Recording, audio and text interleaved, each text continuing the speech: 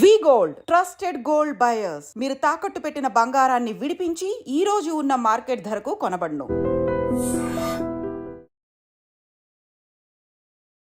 Hi hello నమస్తే, welcome back to our channel. నేను మీ Vaishu. Mutual ఫండ్స్లో ఇంత రిటర్న్ వస్తుంది, అంత రిటర్న్ వస్తుంది, ఇంత పెడితే ఇంత వచ్చేస్తుంది అంటారు. మరి అందులో అసలు వాస్తవం ఎంతవరకు నిజం ఉంది?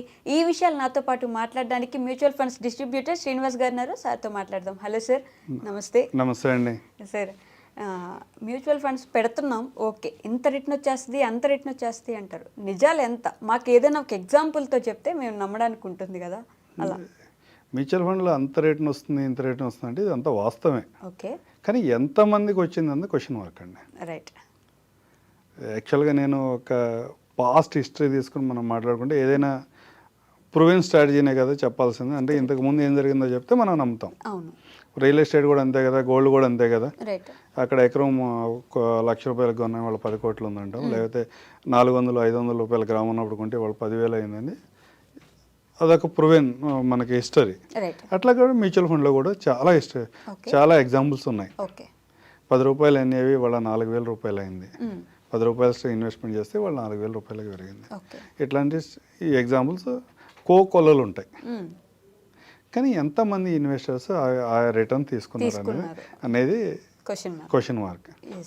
ఇందాక మనం ఇందుకు వేరే వీడియోలో మాట్లాడుకున్నట్టు 25 years నుంచి, అంటే 2000 జనవరి నుంచి ఎవరైతే ₹1,000 స్టార్ట్ చేసి మంత్లీ ఎస్ఐపి పే చేసుకుంటూ వచ్చారో, 20 సంవత్సరాల నుంచి స్టార్ట్ చేసుకుంటూ వచ్చారు, వాళ్ళు ₹3,05,000 వాళ్ళకి ఇన్వెస్ట్మెంట్ చేస్తే వాళ్ళ ఇన్వెస్ట్మెంట్ వాల్యూ 64 లక్షలు. ఇదే అమౌంట్ని కనుక వేరే ఎక్కడైనా గ్యారెంటెడ్ ఇన్స్ట్రుమెంట్స్లో కూడా ఇన్వెస్ట్మెంట్ చేసినట్లయితే అతనికి ఒక 10 లక్షలు రావచ్చు. గ్యారెంటెడ్ ఇన్వెస్ట్మెంట్స్లో 10 లక్షలు వస్తుంది. ఇది గ్యారెంటెడ్ కాదు, రిస్క్ ఉంది, కానీ దీంట్లో 64 లక్షలు రిటర్న్ జనరేట్ చేశారు. కానీ ఎంతమంది తీసుకున్నారు, ఎందుకు తీసుకోవట్లేదు? రిస్క్ ఉంది కదా. రిస్క్ ఉంటాం కాదు, యాక్చువల్గా వాలటైలిటీ. మార్కెట్ ఎలా ఉంటుంది అంటే దగ్గర మనం అనుకున్న పీరియడ్ దగ్గర 305 months ఉంది. 305 months ఉంది. దీంట్లో లాస్ట్ మంత్ వాల్యూతో ఈ మంత్ వాల్యూని పోల్చుకున్నప్పుడు మనం దగ్గర 114 సార్లు మైనస్లోకి వెళ్ళింది. అంటే దగ్గర 40% టైమ్స్ మీ ఇన్వెస్ట్మెంట్ లాస్ట్ మంత్తో పోల్చుకున్నప్పుడు మైనస్లోకి వెళ్ళింది. ఇదంతా మనం చూస్తూ ఉంటాం. అంటే పాజిటివ్ న్యూస్ వచ్చినప్పుడు ఎవరు పెద్దగా మాట్లాడుకోం, కానీ నెగిటివ్ న్యూస్ వచ్చినప్పుడు అందరం చూస్తూ ఉంటాం కదా. ప్లస్ ఇన్వెస్ట్మెంట్ని మీరు గోల్డ్ కానీ లేకపోతే రియల్ ఎస్టేట్లో కానీ ఇన్వెస్ట్మెంట్ చేస్తే ఇన్వెస్ట్మెంట్ తగ్గితే కూడా నా దగ్గర ఆర్నమెంట్ ఉందిగా, నా దగ్గర గోల్డ్ కాయిన్ ఉందిగా ఫీల్ అవుతాం. ల్యాండ్ కానీ అగ్రికల్చర్ ల్యాండ్ కానీ లేదన్నా ఫ్లాట్ కానీ ఉంటే ప్లాట్ ఉంది కానీ ఫీల్ అవుతాం. ఇక్కడ అట్లా కాదు, ఇక్కడ మనీగా చూస్తాం. ఒక 10 lakhs ఇన్వెస్ట్మెంట్ చేసాం, వాళ్ళు 7 lakhs అయింది, 8 lakhs అయింది, 9 lakhs అయింది అంటే అరే ₹1,00,000 పోయింది, 2 లక్షలు పోయింది కానీ ఆలోచిస్తాం.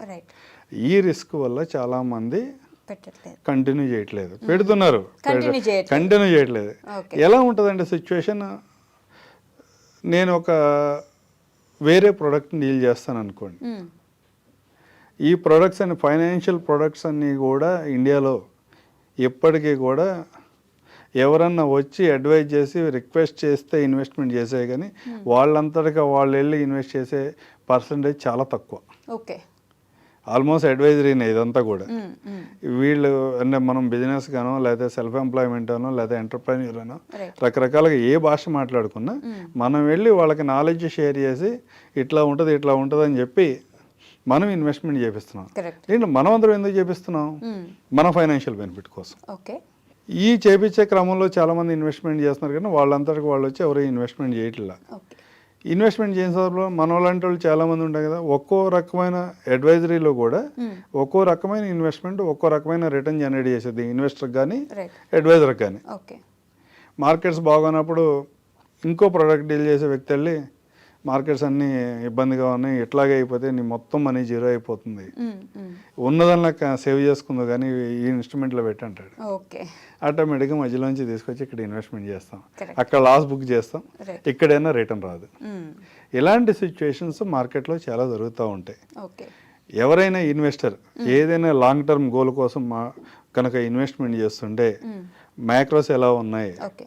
అసలు మనం ఇనీషియల్గా మన కంట్రీ, మన ఎకానమీ, మన గ్రామాల్లో కానీ పట్టణాల్లో కానీ ఒక 20 సంవత్సరాల క్రితం మన లైఫ్ స్టైల్ ఎలా ఉండేది, ఓకే. ఈరోజు మన లైఫ్ స్టైల్ ఎలా ఉంది, మనం కన్జ్యూమ్ చేస్తున్న ఐటమ్స్ అన్నీ కూడా ఎక్కడ తయారవుతున్నాయి, రైట్. మనం మ్యూచువల్ ఫండ్లో ఇన్వెస్ట్మెంట్ చేస్తున్న అమౌంట్ ఎక్కడ ఇన్వెస్ట్మెంట్ అవుతుంది, ఓకే. ఈ బేసిక్ నాలెడ్జ్ కనుక వాళ్ళు కనుక తెలుసుకుని ఇన్వెస్ట్మెంట్ చేస్తే ఎవరు కూడా మార్కెట్లో కనపడేటువంటి ఇలాంటి సిచ్యువేషన్స్ని బేస్ చేసుకుని ఎవరు కూడా విత్డ్రా చేయరు. ఓకే. ఈ 2 నెలల ఏప్రిల్ మే గురించి మాట్లాడదాం. ఈ మధ్యకాలంలో ఈ మధ్యకాలంలో ఏం జరిగింది అన్నది. సెప్టెంబర్ 2024 మార్కెట్ హై ఉంది. ఓకే. అక్కడి నుంచి ఈ రోజు చూసుకుంటే కూడా ఈ రోజు కూడా మార్కెట్ ఇంకో 10% డిక్లైన్ అయ్యే ఉంది. రైట్. ఏప్రిల్ 7, 8 ఆ డేట్స్కి వచ్చేపాటికి చాలా మందిలో ఉన్న క్యూరియాసిటీ ఏంటంటే మార్కెట్స్లో ఏదో జరిగిపోబోతుంది, మార్కెట్స్లో ఉన్న మనీ మొత్తం విత్డ్రా చేసుకుని వేరే గోల్డ్ కానీ లేకపోతే రియల్ ఎస్టేట్ కానీ లేదా ఇంకో చాటు కానీ ఇన్వెస్ట్మెంట్ చేసుకుంటే బాగుంటుందేమో, రైట్, ఇది ఏదో జరిగిపోయేటట్టు ఉందన్న ఫీలింగ్లో చాలామంది ఉన్నారు. ఓకే. కరెక్ట్గా నెల 15 రోజుల తర్వాత ఇవాళ మే 10-15 తారీఖు వచ్చేటప్పటికి ఇవాళ మైండ్ సెట్ ఎలా ఉంది అంటే వాళ్ళందరూ మైండ్ సెట్, అరే ఆ రోజే మన దగ్గర ఉన్న డబ్బులని 7, 8 మా ఏప్రిల్ 7, 10 మధ్యలో కనుక ఇన్వెస్ట్మెంట్ చేసినట్టయితే వాళ్ళకి బ్రహ్మాండమైన రిటర్న్ వచ్చేది కారణం మైండ్ సెట్లు ఈరోజు ఉన్నారు. ఓకే. అంటే ఇలాంటి సిచ్యువేషన్స్ మార్కెట్లో కంటిన్యూ జరుగుతూనే ఉంటాయి. రైట్. మార్కెట్లో యాక్చువల్గా మనం మన ఎమోషన్స్ని ఎంతవరకు కంట్రోల్ చేసుకుని ఇన్వెస్ట్మెంట్ చేస్తున్నాం బేసిక్ దీంట్లో రూల్. ఓకే. ఏంటంటే ఎవరైనా ఇన్వెస్ట్మెంట్ చేస్తున్నాం, మీ మనీని వేరే వాళ్ళు మేనేజ్ చేస్తున్నప్పుడు అతనికి ఎమోషన్స్ ఏమి ఉండవు, మనీ ఎమోషన్ ఉండదు. ఓన్లీ ఏదైతే ఫ్రేమ్ వర్క్ని రెడీ చేసుకున్నాడో వాటిని బేస్ చేసుకుని మాత్రమే ఇన్వెస్ట్మెంట్ స్ట్రాటజీ అప్లై చేస్తాడు. అందువల్ల అతను ప్రాపర్గా ఆలోచించగలుగుతాడు. కానీ మనం మన ఇన్వెస్ట్మెంట్ పెడితే మనకి ఎమోషన్స్ ఉంటాయి. ఆ ఎమోషన్స్ కనుక మీరు వదిలేసి మైక్రోస్లో ఏం జరుగుతుంది, ఎకానమీలో ఏం జరుగుతుంది, లాంగ్ టర్మ్లో మన లైఫ్ స్టైల్ ఎలా ఉండబోతుందని కానీ ఆలోచించుకుని కనుక ఇన్వెస్ట్మెంట్ చేస్తే 100% రిటర్న్స్ వస్తాయి. ఏదో ఒక 6 నెలల క్రితం మార్కెట్స్ పట్టలేదు, మార్కెట్లో ఎంతో కొంత కరెక్షన్ రావాలి, కరెక్షన్ వస్తే బాగుంటుందని ఆలోచించాం. ఆ తర్వాత జనవరి, ఫిబ్రవరి వచ్చేప్పటికి ఏంటి ఇంకా మార్కెట్ రికవరీ కావట్లేదని ఆలోచించాం, తీసేద్దాం అనేది. ఏప్రిల్కి వచ్చేప్పటికి అసలు మొత్తం తీసేయాలని ఆలోచించాం. మేకి వచ్చేవాడికి మొత్తం ఉన్నదంతా అప్పుడే పెట్టినట్టుగా బాగుండేది కానీ ఆలోచిస్తున్నాం. ఇలాంటి ఆలోచనలు కాకుండా కాన్స్టెంట్గా మీరు ఏదైతే ఇన్వెస్ట్మెంట్ చేశారో ఆ ఇన్వెస్ట్మెంట్ని మీ గోల్ రీచ్ అయ్యే వరకు ఉంచండి. మధ్యలో ఎలాంటి వరస్ట్ సిచ్యువేషన్స్ వస్తాయి కనుక ఆ టైంలో మీ దగ్గర ఏమన్నా ఉంటే యాడ్ చేయండి, లేకపోతే వాటిని హోల్డ్ చేసి అట్లా పెట్టండి. మార్కెట్లో మంచి రిటర్న్ జనరేట్ అవుతుంది. మన లైఫ్ స్టైల్ లాస్ట్ 20-25 ఇయర్స్గా ఏ విధంగా మారిందో నెక్స్ట్ 25 ఇయర్స్లో కూడా అదే విధంగా మారుతుంది. పాపులేషన్ అడ్వాంటేజ్ ఉంది. మనం లెగిషన్ కాడి నుంచి పడుకునే వరకు కూడా మనం కన్జ్యూమ్ చేసే ప్రతి ఐటము ఏదో ఒక కంపెనీలో తయారై వస్తుంది.